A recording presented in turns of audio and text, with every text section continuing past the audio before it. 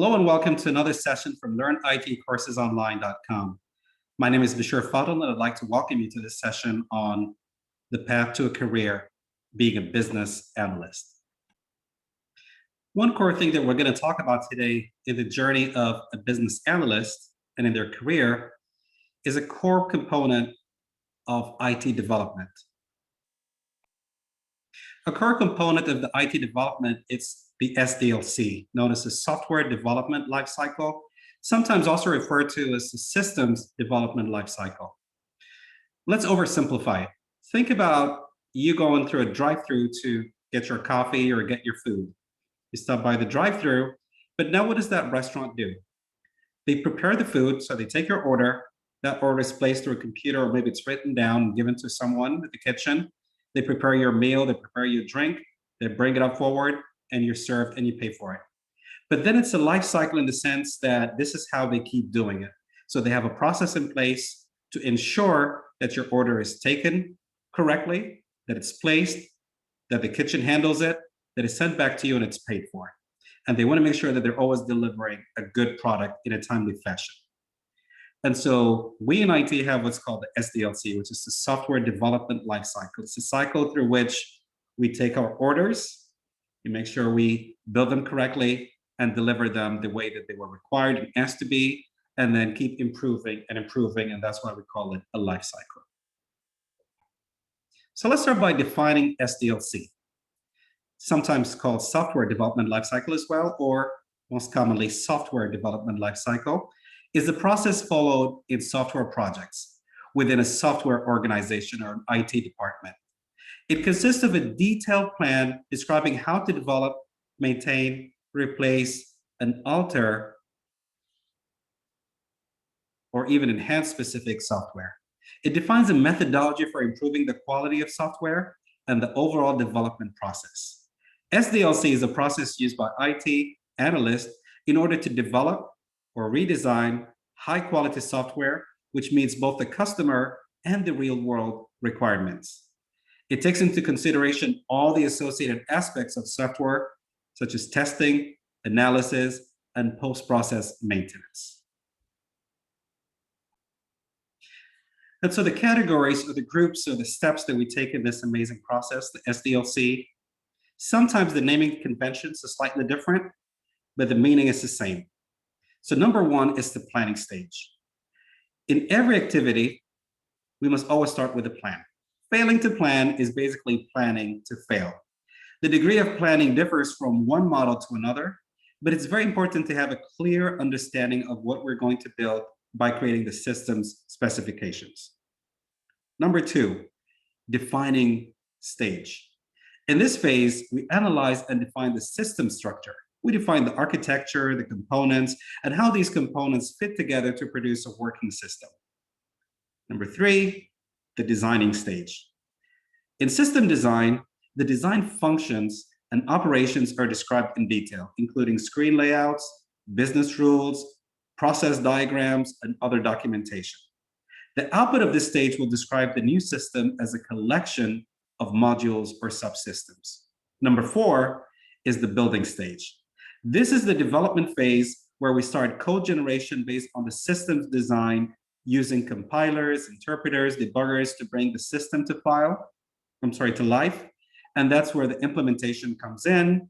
And during this part, which is the implementation, it's kind of the building stage. In this phase, the implementation phase, we start code generation based on the system's design using compilers, interpreters, debuggers to bring the system to life.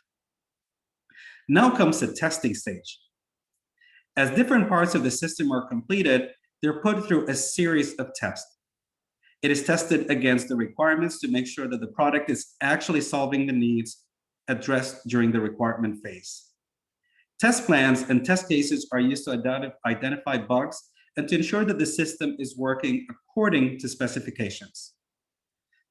In this phase, there are different types of tests that we can conduct, and usually the most recognized are unit testing, manual testing, acceptance testing, and system testing, which is completed at that point.